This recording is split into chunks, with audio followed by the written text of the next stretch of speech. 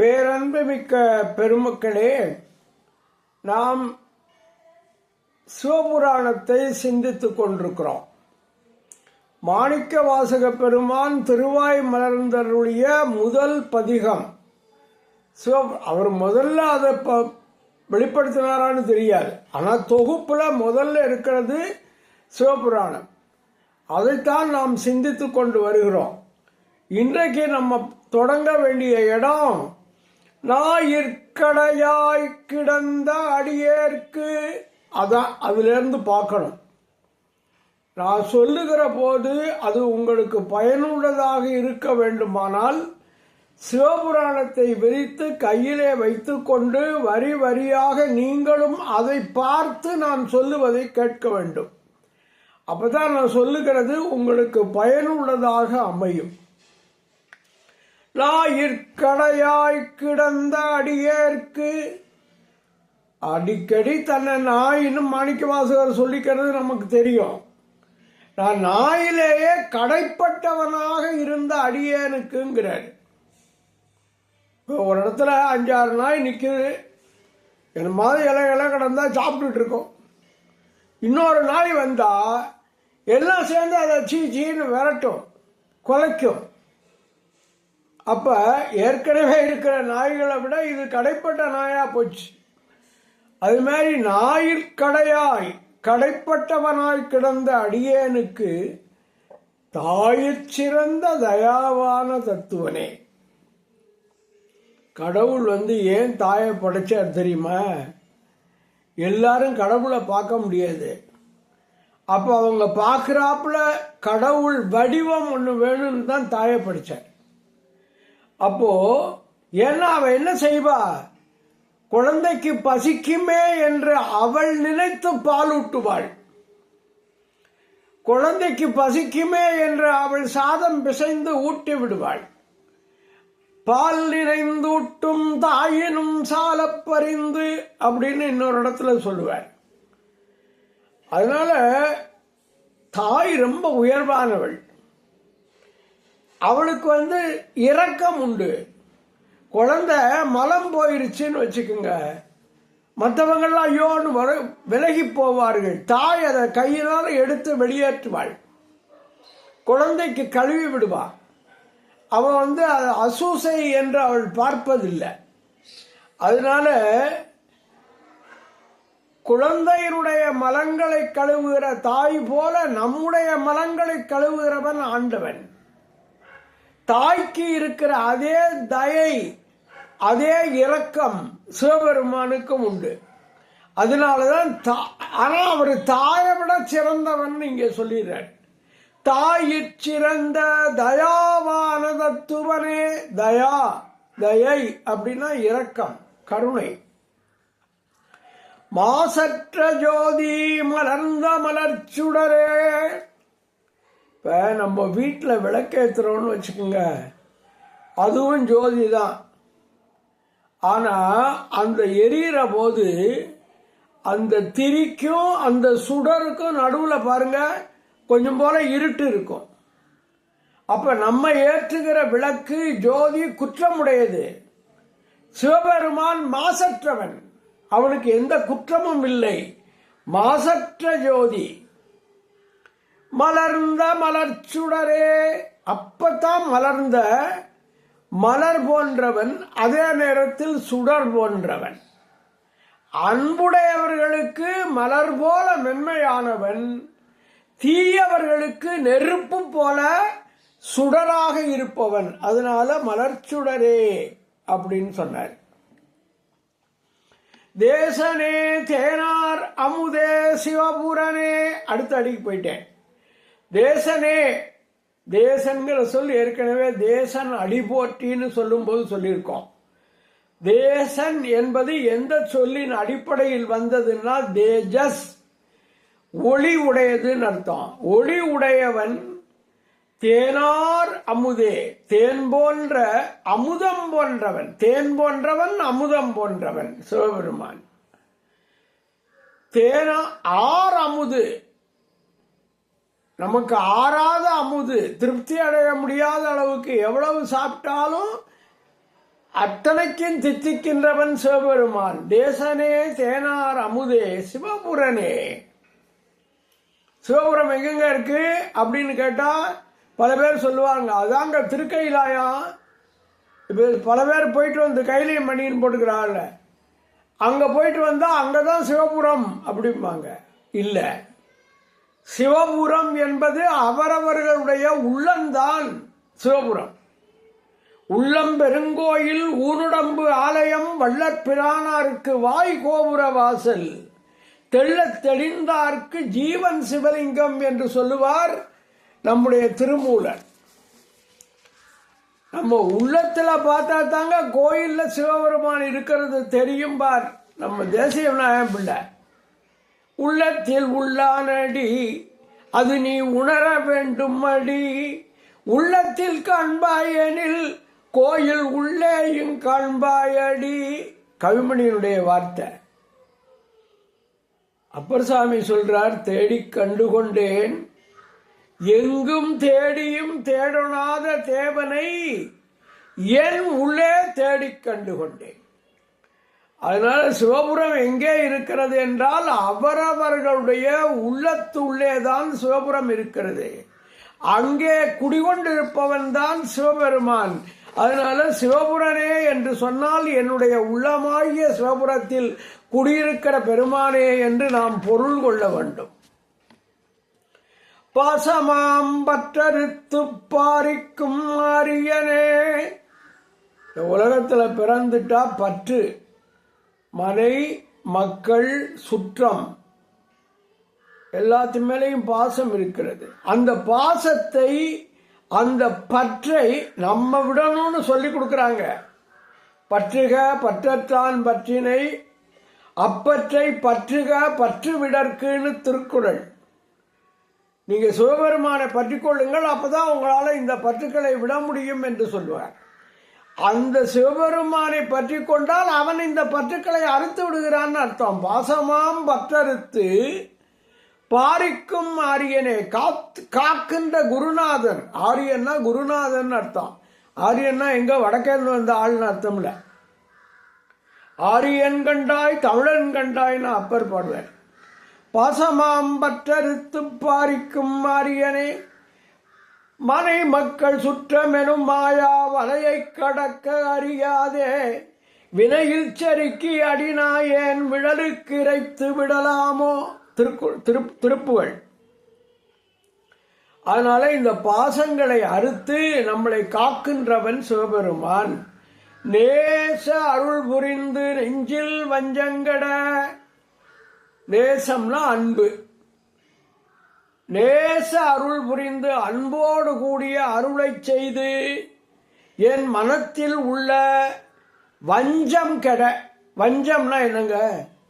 வஞ்சம்னா பேராசை, கோபம், கடும் பற்று, முறையற்ற பால் கவர்ச்சி. எத்தனை செய்தி பார்க்குறோம் பேப்பர்ல. உயர்வு தாழ்வு மனப்பான்மை, பொறாமை, இதெல்லாம் கெட்டு போகணும். நெஞ்சில் வஞ்சம் கெட. காமம், மோகம், லோபம், குரோதம், மதம், ஆச்சரியம், இதெல்லாம் மனசுல உள்ள குற்றங்கள். இந்த குற்றங்களை எல்லாம் நீக்க வேண்டும்.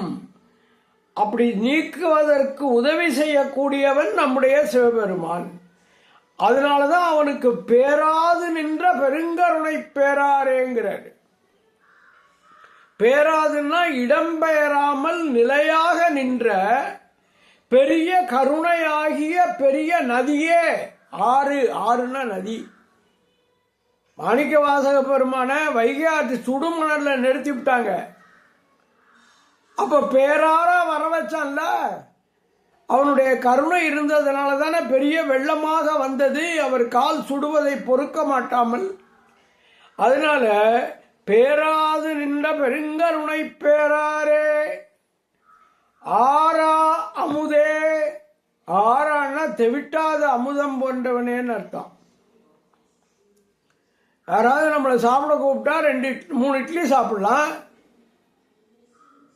அதிகமாக போனால் 4 இட்லி சாப்பிடலாம். 5 இட்லி சாப்பிட்ட உடனே போதும், எனக்கு வேணும், எனக்கு வேண்டாம், வயிறு நிறைஞ்சு போச்சுன்னு சொல்கிறோம்ல.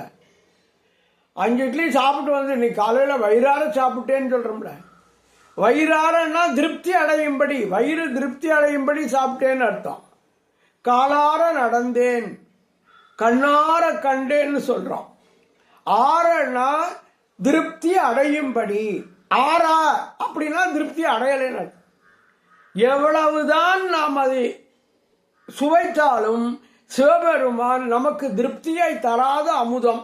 ஆரா அமுதே அளவிலா பெம்மானே, அவனுக்கு அளவு கிடையாது, எல்லை இல்லாத பெருமான். எந்த இடத்துக்குள்ளேயும் அவனை அடக்க முடியாது. அளவிலா பெம்மானே,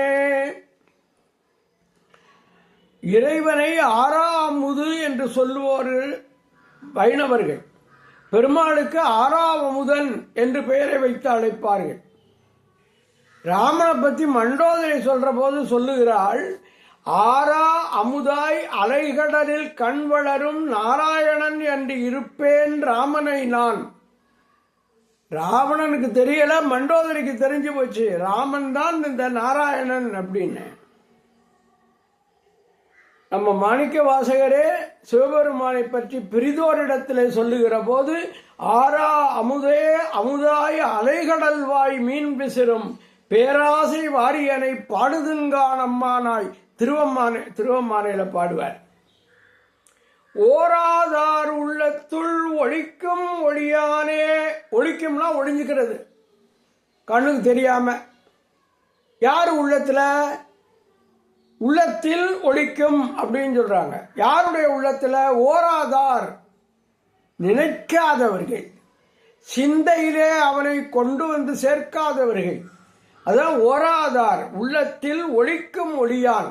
அவன் ஒளிஞ்சிருப்பான், ஆனாலும் அவன் ஒளி வடிவமானவன். நினைக்காதவர்கள் உள்ளத்தில் மறைந்திருக்கும் ஒளியுடைய பெருமானே. சித்தாந்தத்தில் 4 செய்கை சொல்லுவாங்க: கேட்டல், சிந்தித்தல், தெளிதல், நிட்டை கூடுதல். அந்த வழியில பார்க்கணும், அப்ப சிந்திக்கணும். சிவபெருமானை பற்றி சிந்திக்க வேண்டும். அதான் ஓராதார்னா நினைக்காதவர்கள், சிந்திக்காதவர்கள். அவர்களுடைய உள்ளத்திலே ஒளிந்திருப்பான், ஆனால் அவன் ஒளி வடிவமானவன். நீராய் உருக்கி என் ஆறுயிராய் நின்றானே. அவனுடைய கருணை நினைக்கிற போதெல்லாம் எனக்கு கண்ணீர் அப்படியே ஆறா பெருகுது. நீராய் உருக்கி, உள்ளத்தை உருக்கி என்னுடைய ஆறுயிராக நின்றானே. திருவாசகத்தை படித்தாலே கண்ணீர் வரணுங்கிறாங்க. ஒரு கதை சொல்லுவாங்க, நடராஜ பெருமான் சன்னதியில் ஒருத்தர் திருவாசகம் படிச்சுக்கிட்டு இருந்தாராம், தப்பா படிச்சாராம்.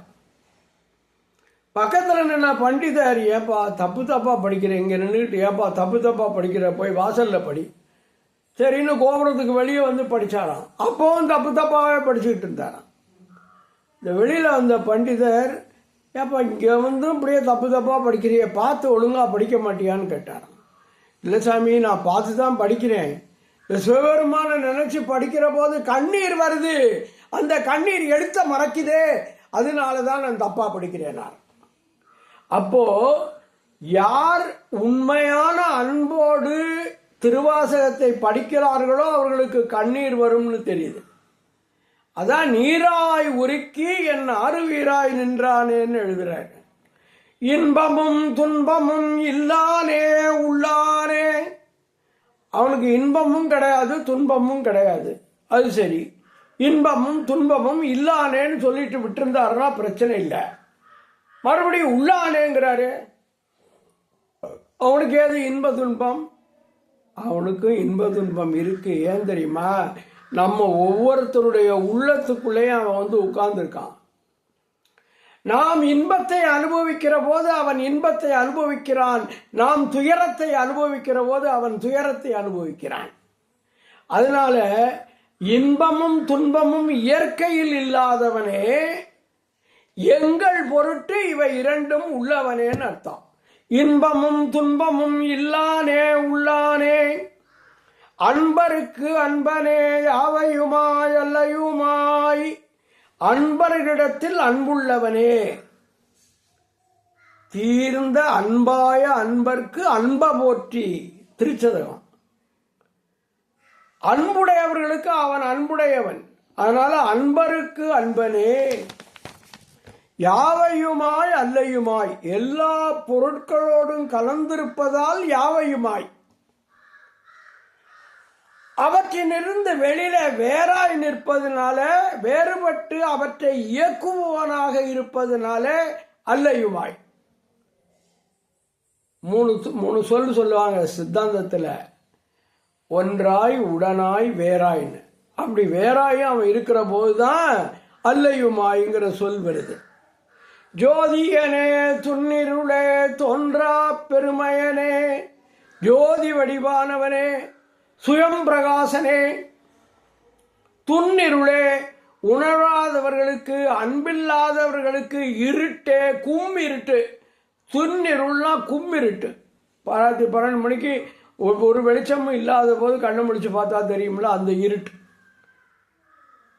பொருளாயனை புகுந்து ஆண்டு புரந்தரன் மால் அயன்பால் இருளாயிருக்கும் ஒளி நின்ற சிற்றம்பலம். திருக்கோவையார்னு சொல்லுவார். தோன்றா பெருமைன்னு ஏன் சொன்னார்னா, அவர் பிறக்க மாட்டார்ல, அவருக்கு பிறப்பு இறப்பு கிடையாது, இல்ல, தோன்ற மாட்டார். அதனால அவர் அழியவும் மாட்டார். அப்போ அவர் பிரவாயாக்கை பெரியான், தாயின் கருவில் தோன்றாத பெருமை உடையவன், தோன்றா பெருமையன். தன்முனைப்பால் தேடுபவர்களுக்கு காட்சிக்கும் தோன்றாத பெரியவன். அப்படியே வச்சுக்கலாம். ஆதியனே அந்தம் நடுவாகி அல்லானே. ஆதியன், எல்லா பொருள்களும் தோன்றுவதற்கு காரணமாக இருப்பவன் பிரம்மன். அந்தம், எல்லாருக்கும் ஒரு முடிவை செய்கிறவன், அழிக்கிற கடவுள் ருத்ரன். நடுவாகி, காத்தல் தொழிலை செய்கின்றவன் திருமால். ஆனா இது 3 சிவபெருமானுக்கு இல்லை. தனக்கு தோற்றம், வாழ்தல், மறைதல் இல்லாதவன் பிரம்மா, திருமால், ருத்ரன். இவர்கள் மூவருக்கும் மேம்பட்டவன் அர்த்தம். ஆதியனே அந்தம் நடுவாகி, இப்படி மூவருமாகி தான் அல்லாதவன். தனக்கு தோற்றம், நிலைபேறு, மறைதல், இந்த 3ம் கிடையாது. ஈர்த்தென்னை ஆட்கொண்ட எந்தை பெருமானே. ஈர்த்துன்னா அன்போடு இழுத்து. ஒரு கண்ணுக்குட்டிய மாடு மேய்க்கிறப்ப பிடிச்சி இழுத்து அதுக்கு சாப்பாடு கொடுப்பேன். இழுத்து பசுமாட்டு மடிக்கிட்ட கொண்டு போய் விடுவேன். அதுமாரி மும்மனங்களால் அவதிப்படும் ஆன்மாக்களை ஆண்டவன் ஈர்த்து அருள் செய்கிறான். இரும்பு தரு மனத்தேனை ஈர்த்து ஈர்த்து என் என்புருக்கி, கரும்பு தரு சுவை எனக்கு காட்டினை நின் கடல் இணைகள். மாணிக்கவாசர் வேறொரு இடத்துல பாடுவார். ஈர்த்தென்னை ஆட்கொண்ட எந்தை பெருமானே. இதுல திருப்பெருந்துறையில் அதானே நடந்துச்சு. அவர் பாடு உட்கார்ந்துருந்தாரு, இவர் குதிரை வாங்க போனாரு, பிடிச்சி இழுத்துருச்சுல. இரும்பு காந்தம் இரும்பை இழுக்கிற மாதிரி இழுத்து தானே அங்க போய் விழுந்தாரு அவர் காலில். அதனால ஈர்த்தென்னை ஆட்கொண்ட எந்தை பெருமானே. கூர்த்த மெஞ்ஞானத்தால், கூர்த்த மெஞ்ஞானம்னா ஒருமுகப்படுத்தப்பட்ட உண்மை ஞானம். அத்தகைய ஞானத்தை பெற்றவர்கள் சிந்தித்து உணர்வார்கள். அவர்கள் கருத்தில் இறைவன் தங்குவான். கூர்த்த மெஞ்ஞானத்தால் கொண்டுணர்வார் தங்கருத்தின். அப்புறம் நோக்கரிய நோக்கே. நோக்குதல், இந்த பார்த்தல், அதுல இருந்து வித்தியாசம் இது. நோக்குதல்னா ஒன்றை அடைய வேண்டும் என்கிற எண்ணத்தோடு பார்ப்பது நோக்குதல். சிவபெருமான அடைய வேண்டுங்கிற வேட்கையோடு பார்ப்பது நோக்கு. ஆனா அப்படி பார்க்க அவன முடியாது. நோக்கரிய நோக்கு, நுணுக்கரிய நுண்ணுணர்வு. ரொம்ப நுட்பமாக நோக்குபவர்களுக்கும், நுணுக்கமா போனாலும், இந்த வெங்காயத்தை மேல தோல் இருக்கும், ஒரு தோலை உரிச்சோன்னா அடுத்த தோல் வரும், அடுத்த தோலை உரிச்சா மறுபடியும் உரியும். இப்படி நுணுக்கி உரிச்சுக்கினே போனா உள்ள போறோம்ல. அது மாதிரி நுணுகி நுணுகி ஆராய்கிறவர்கள் உண்டு. அப்படி நுணுகி நுணுகி நுட்பமாக நோக்குபவர்களுக்கும் அவன் அகப்பட மாட்டான். நுணுக்கமாக சிந்தித்து அவனை உணர முடியாது. நோக்கரிய நோக்கே நுணுக்கரிய நுண் உணர்வு. நுண் உணர்வேன்னாரு. போக்கும் வரவும் புணர்வுமிலா புண்ணியனே. வர்றது போறது இணைவது பிரிவது இதெல்லாம் நமக்கு உண்டு. சிவபெருமானுக்கு அது ஒன்றும் கிடையாது. போக்கு வரவு புணர்தல் எல்லாம் மனிதர்களுக்கு உண்டு, சிவபெருமானுக்கு இல்லைங்கிறதுனால சொல்றாரு, போக்கும் வரவும் புணர்வுமிலா புண்ணியனே, காக்கும் என் காவலனே, கண்பறிய பேரொழியே. உயிருக்கு உட்பகையாக இருக்கக்கூடிய காமம் லோபம் கோபம் முதலியன எம்மை தாக்காதவாறு எங்களை காத்தருளும் எங்கள் காவலனே. கெட்டு போயிடாம எங்களை காப்பாத்துறது சிவபெருமான், அதனால காவலன். கண்ணாலும் கரணங்களாலும் அவனை காண முடியாது, அதனால காண்பதற்கு அரியவன், பேரொளி. காண்பறிய பேரொளி. இப்ப உலகத்தில் இருக்கிற கண்ணு இல்லாதவங்க இருக்காங்க, குருடர்கள் இருக்காங்க. அவங்க கண்ணு இல்லாதனால அவங்களால பார்க்க முடியாது. கண்ணு உள்ளவர்கள் சிவபெருமானை பார்த்துடலாமா? அவனுடைய பேர் ஒளியை அவங்க கண்ணு தாங்காது இல்ல, அதனால அவங்களால பார்க்க முடியாது. திருவடி ஞானம் உள்ளவர்கள் ஒருவேளை அவனை பார்க்கலாம். இறைவனுடைய திருவருளாலே அவன்தாள் வணங்கி என்பது போல அவனை பார்க்கலாம். ஆனா என்ன செய்வார்கள்? அந்த ஒளியில இவர்கள் ஒன்றி அந்த ஒளியை பார்க்க மாட்டார்கள். அது தம்மால் அளக்க முடியாது என்பதனாலே அவர்களும் காண மாட்டார்கள். அதனால காண்பறிய பேரொழின்னு எல்லா வகையான ஆட்களுக்கும் அது பார்க்க முடியாதவன் இறைவன் சொல்லிட்டேன். ஆற்றின்ப வெள்ளமே அத்தா மிக்காய், ஆற்றில் பொங்கி வருகின்ற புது வெள்ளம் போல் இன்பம் தருவனே.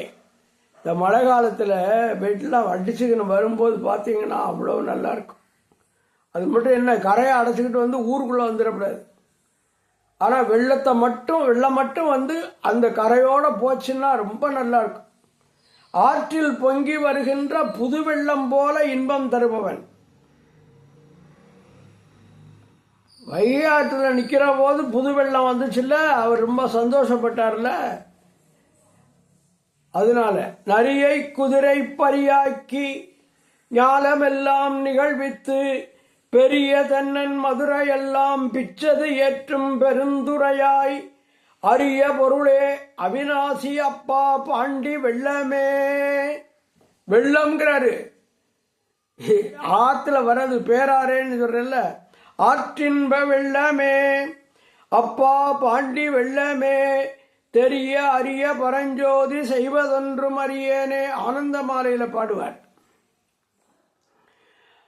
அதனால ஆற்றின்ப வெள்ளமே அத்தா, அத்தான்னு என்ன, அப்பா என் தந்தையே, மிக்காய் எல்லாவற்றையும் கடந்து நிற்பவனே. எத்தனை சொல் சிவபெருமான நினைச்சு நினைச்சு பாடுறாரு அவர். தோற்ற சுடரொளியாய் சொல்லாத உணர்வாய் என் முன் தோன்றிய சுடர் ஒளியே, சொல்ல முடியாத நுட்பமான உணர்வு மயமானவனே. கண்டு கேட்டு உண்டு உயிர்த்து உற்று அறிதலாகிய உலக உணர்ச்சியையே இவ்வாறு இருந்தது என்று சொல்ல முடியுமா? அவரவர்கள் அனுபவித்து உணரலாமே தவிர இது இப்படி இருந்தது என்று சொல்லி காட்ட முடியாது. அதனாலதான் சொல்லாத நுண்ணுணர்வே. ஒரு பாட்டில் சொல்லுவார்கள், மக கேட்கிறாளாம், நீ அப்பாவோட இருந்தியே சந்தோஷமா, அது எப்படி இருந்துச்சுன்னு. அதை மகளுக்கு சொல்ல முடியுமா?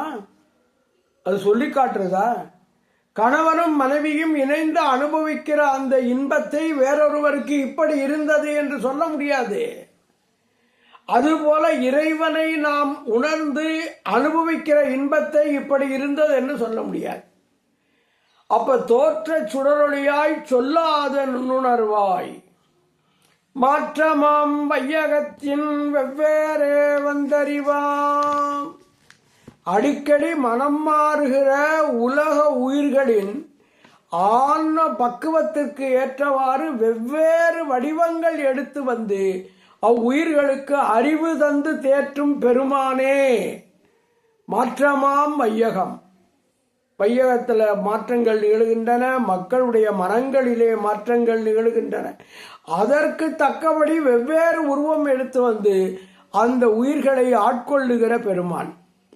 தேற்றனே தேற்ற தெளிவே வந்தறிவாம், தேற்றனே தேற்ற தெளிவே. ஆன்ம பக்குவத்திற்கு ஏற்ப வெவ்வேறு வடிவங்கள் எடுத்து வந்து அவற்றுக்கு அறிவு தந்து ஞானமே ஆக விளங்கும் தெளிந்த பொருளாக உள்ளவனே. தேற்றனே தேற்ற தெளிவே.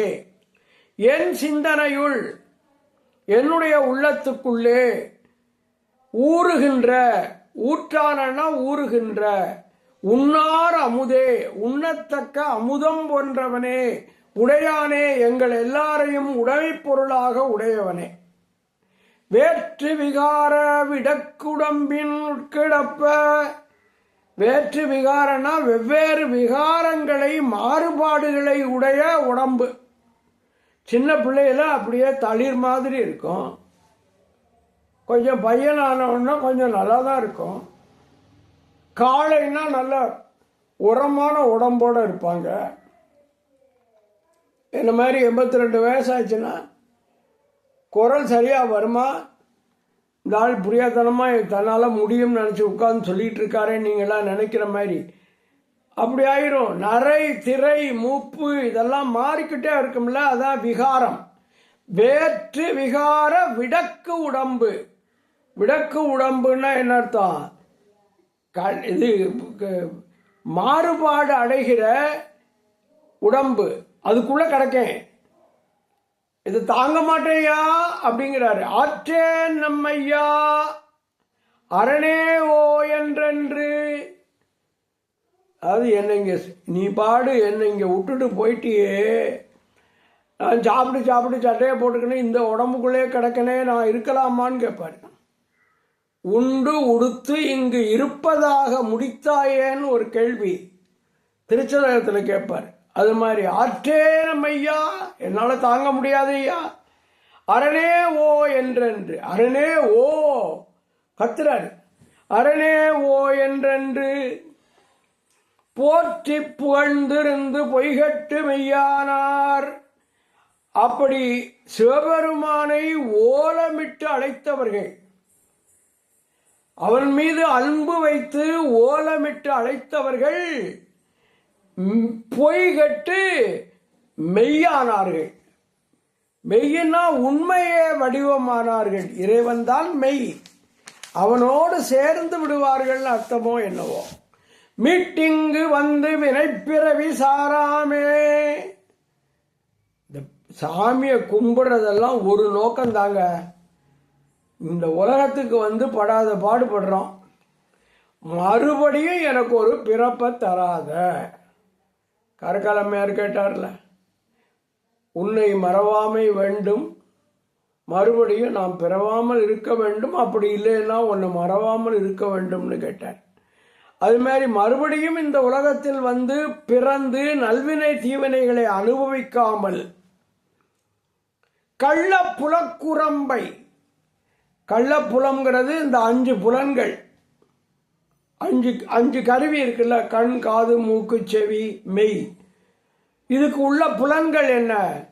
சுவை, ஒளி, ஊறு, ஓசை, நாற்றம், இதெல்லாம் புலன்கள். இந்த கள்ள புல குரம்பை, குரம்பைன்னா இந்த உடம்பு, கட்டளிக்க வல்லானே, இதை அழிப்பதற்கு வல்லமை உனக்குத்தான் இருக்கிறதுங்கிறார். உடம்பின் கட்டையும் வினைகளின் கட்டையும் பிறவிகளின் கட்டையும் பிறவியின் கட்டையும் அழிக்கிறவன் சிவபெருமான். உயிர் இந்த உடலில் கட்டுப்பட்டு கிடப்பதற்கு காரணமானது ஆணவம், கண்மம், மாயை ஆகியவை. அவற்றை அவன் அழிக்க வேண்டும். கள்ளப்புல குரம்பை கட்டளிக்க வல்லானே. நள்ளிருளில் அட்டம் பயின்றாடும் நாதனே. நல்ல நடு ராத்திரியில விரும்பி நடனமிடுகின்றவனே. இந்த சர்வ சங்கார காலம்னு ஒன்று வரும். எல்லா பொருளும் சிவபெருமானுக்குள்ள ஒடுங்கி போயிடும். அப்படி எல்லா பொருளும் ஒடுங்கி போகிற போது சந்திரன் சூரியன் விட்டு போயிருமா? எல்லாம் போயிடும். எல்லாம் போயிடுச்சுன்னா வெளிச்சம் எங்கே இருக்கும்? வெறும் இருட்டு தான் இருக்கும். அப்போ சிவபெருமானுக்கு என்னன்னா, இந்த இருட்டில் சரி எல்லா உயிர்களையும் நமக்குள்ள ஒடுக்கிக்கிட்டோம், இந்த உயிர்கள் கடந்து கஷ்டப்படாமல் கொஞ்ச நாள் ஓய்வு கொடுத்துருவோன்னு ஓய்வு கொடுத்துருவாராம். ஓய்வு கொடுத்துட்டமேங்கிற சந்தோஷத்தில் அவர் ஆடுவாராம். அதான் ஊழிக்கூத்து. இறைவன் நிகழ்த்துகிறான். நள்ளிரவில் நட்டம் பயின்றாடும் நாதனேன்னாரு. அதுக்கப்புறம் மறுபடியும் என்ன செய்வார்? கொஞ்ச நாள் ஆன உடனே சரி இந்த உயிர்கள் இன்னும் இப்படியே ஓய்வு எடுத்துக்கிட்டு இருக்கக்கூடாது, அது வச்சிருக்கிற இந்த வினைகளை எல்லாம் போக்கணும், திரும்ப கொண்டு போய் உலகத்தில் விட்டுருவாராம். மறுபடியும் உலகத்தை படைப்பாராம். தில்லையுட்குத்தனே தென்பாண்டி நாட்டானே, தில்லைப்பதியில் எழுந்தருளியுள்ள கூத்தப் பெருமானே தென்பாண்டி நாட்டானே. ஏற்கனவே நான் சொல்லிட்டேன், தென்பாண்டி நாடே தெளி, அதுதான் அவனுக்குள்ள நாடு. தென்னாடுடைய சிவனே போற்றி, அப்படிதானே சொல்றோம். ஏதமிலா இன்சொல் மரகதமே ஏழ்பொழிற்கும் நாதன் நமை ஆளுடையான் நாடுரையாய், காதல் அவர்க்கு அன்பாண்டு மீளா அருள் புரிவான் நாடென்றும் தென்பாண்டி நாடே தெளி. திருத்தசாங்கத்தில் வர்ற பாட்டு. அப்போ சங்கார காலத்தில் இறைவன் ஒடுக்கிய உயிர்களை மறுபடியும் படைக்கும் பொருட்டு பஞ்ச கிருத்தியம் அப்படிம்பாங்க. பஞ்ச கிருத்தியம்னா 5 தொழில். என்னது? படைத்தல், காத்தல், அழித்தல், மறைத்தல், அருளல். இதெல்லாம் செய்வதற்கு அவன் என்ன செய்ய வேண்டும்? அவன் மறுபடியும் நடனம் ஆட வேண்டும். தில்லை நடராஜ பெருமானுடைய அந்த நடனம் இந்த 5 தொழில்களையும் குறிக்கிறது. இப்ப அவர் கையில வச்சிருக்கிற உடுக்கை இருக்கே, அது ஒலி நாதம், அதுல இருந்து தான், அதான் படைப்பு. கையில வச்சிருக்க நெருப்பு அழித்தல், அவர் காட்டுற அபயகரம் காத்தல். இந்த கீழே ஒரு முயலகன்னு ஒருத்தனை போட்டு மிதிக்கிறார்ல, அது மறைத்தல். அதனால அருளல்ங்கிறதுக்கு தான் இந்த இடது காலை தூக்கி இதாண்டா திருவடி பிடிச்சுக்கோ, குஞ்சித பாதத்தை நம்பி பிடி என்று தன்னுடைய திருவடியை காட்டுகிறார். அதான் அருளல். இந்த 5 தொழில்களுக்கும் அடையாளமாக இருப்பது நடராஜ பெருமான். அல்லற் பிறவி அறுப்பானே, துன்பம் தரும் பிறவியை வேறறுப்பவனே, ஓ என்று சொல்லற்கரியானை சொல்லி சத்தம் போட்டு ஓ என்று சொல்லுவதற்கரிய பெரியமானை முடிந்தவரை சொல்லி திருவடி கீழ், அவன் திருவடி கீழே இருந்து சொல்லிய பாட்டின், இப்ப பேசுறோம்ல சிவபுராணம், அதனுடைய பொருள் உணர்ந்து. சிவபுராணத்துக்கு என்ன பொருள்னு கேட்டா மாணிக்க வாசகர் நடராஜர் தான் பொருள்பார். ஆனா அதுல வரக்கூடிய ஒவ்வொரு தமிழ் சொல்லுக்கும் அர்த்தம் தெரிந்து கொண்டு சொல்ல வேண்டும். அதனாலதான் சொல்லிய பாட்டின் பொருள் உணர்ந்து சொல்வார். செல்வர் சிவபுரத்தின் உள்ளார். அவர்கள் செல்வர்கள் சிவபுரத்திலே இருப்பார்கள், சிவனடி கீழே இருப்பார்கள். பல்லோரும் அவர்களை வணங்கும்படி இருப்பார்கள். பல்லோரும் ஏத்த பணிந்து சொல்லற்கு அரியானை சொல்லி திருவடிக்கீழ் சொல்லிய பாட்டு. திருவடிக்கீழ் சொல்லிய பாட்டுங்கிறதுக்கு ஒரு சின்ன ஒரு எடுத்துக்காட்டு சொல்லுவாங்க. மாணிக்க வாசகர் அங்கே திருப்பெருந்துறைன்னு ஒரு சின்ன கோயில் சிதம்பரத்தில் இருக்கா, அங்கே இருந்தாராம். அவர் உட்கார்ந்துருந்தாராம். சிவபெருமான் முனிவர் வேஷத்தில் மாணிக்க வாசகரே நீர் திருவாசகம் முழுக்க சொன்னால் நான் எழுதி கொள்ளுகிறேன்னு ஏடு எடுத்து நின்றுக்கிட்டு எழுதினாராம். சிவபெருமான் நிற்கிறாரு, அவர் உட்கார்ந்துருக்காரு.